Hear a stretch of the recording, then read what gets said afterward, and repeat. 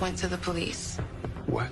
I told him I should not have done that. Okay, Oval fans. So Sharon is just, I don't know what to say about the character. You know, I said in my review, while I do feel for her situation, I really don't like the whole slave master getting, you know, one of the women he finds attractive from the field to bring into the house kind of a scenario going on. And thankfully the show is self-aware about that, such as, you know, Sharon saying, you know, hey, I'm not your slave, I'm not some whore, I'm not going to be someone you just, you know, do with what you will when you want it because you flash money, a car, and an apartment in my name. You know, just know.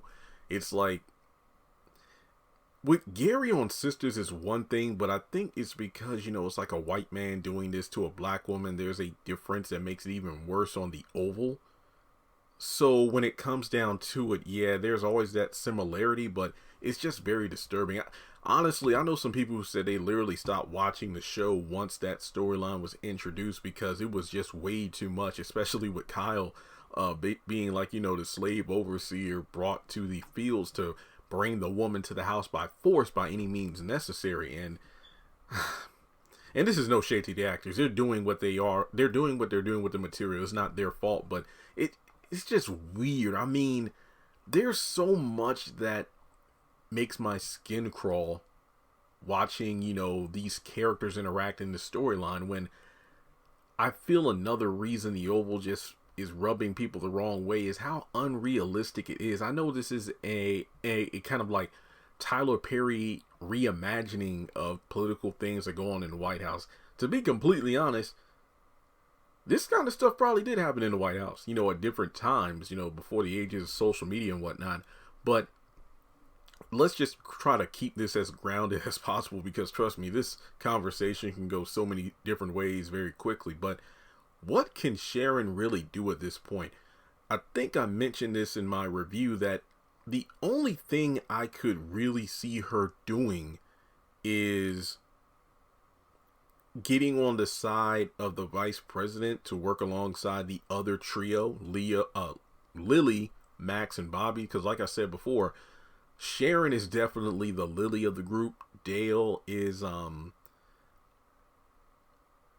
Dale is a Max, and Kareem is the Bobby of the group. So it's just one of those situations. Oh yeah, ironically enough, both Dale and Max caught bullets to the chest. You know, Bobby and Kareem are, you know, madly in love with the female of the trio, and who was at first Blakely, but that was Max's girl. And then, you know, you have both Lily and Sharon wanting to fight to get their lives back because they have these political powerful people trying to take everything away from them or force them to live the life that they want them to.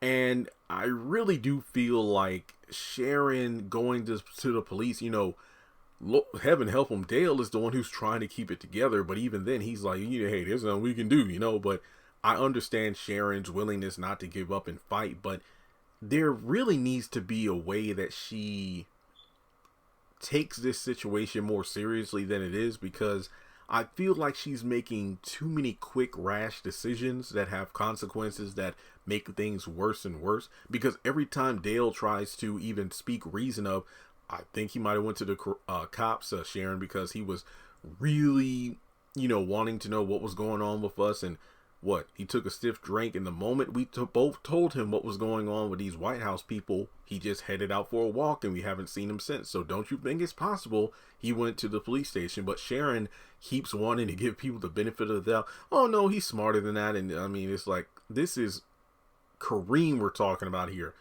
We know how he's been into you since season 1, and, you know, has been pissed off with Barry, always saying how I'm the better person and whatnot. So you tell him how another man forced you to come see him, and you don't think after learning that he's not going to try to do something about it.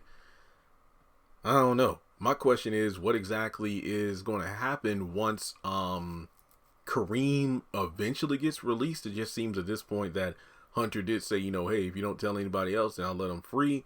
But, you know, we know that she's going to go talk to Richard, which again begs the question of, where's her phone? Because remember, Richard was like, hey, you know, he was writing down the notes like, put all your phones on the table, or, you know, just I'm going to say this stuff about, look, I don't know what you're talking about, the president and all that stuff going on. You would think I would know something about what's going on in that scenario. So stop talking this foolishness and get some sleep. And, you know, I don't blame Dale. Dale was the one that, you know, ran his mouth about what was going on with the chief of staff and whatnot, because, well, he has nothing to lose. His life is already on the line. Sharon was the one that decided to bring up what was going down with Hunter, knowing that Kareem is a person who will take things into his own hands. But I don't know what was more reckless. Sharon telling Kareem, because let's be honest, like Barry, she wouldn't back off. I mean, he wouldn't back off. But Kareem was the one who went down there. It's like, these people literally told you White House staff, officials, political people have come after them. What makes you think going to the police would be a good idea? So we know in the next episode, she's going to reveal to Richard that, hey, I told Kareem, and then Kareem went to the police, and, you know, the president did this and that. You shouldn't have done that. So what exactly is Richard going to do? At this point, you know, I really do feel like maybe Sharon is going to link up with maybe the vice president at this point. That's the only thing that could really make sense, but it depends on how long Tyler Perry is going to stretch this out, where you have these like different factions that are being harassed by the current administration, and then you have the other team who's trying to bring the current administration down. But, you know, only time will tell. So what do you think are Sharon's options at this point?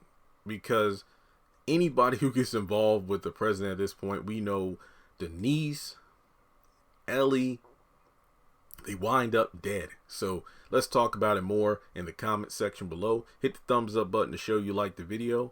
Follow me on social media. Links are in the description below. Hit the bell icon and select all, along with hitting the subscribe button in order to keep yourself notified whenever I post content on the channel. If notifications aren't working, you may need to unsubscribe, hit subscribe again, and click the bell once more to reset notifications. Recently, people have been telling me that has been working, so you should know when I post content. Finally, if you want to donate to the channel, feel free to do so on PayPal or Cash App. And with that being said, I'll catch you in the next video.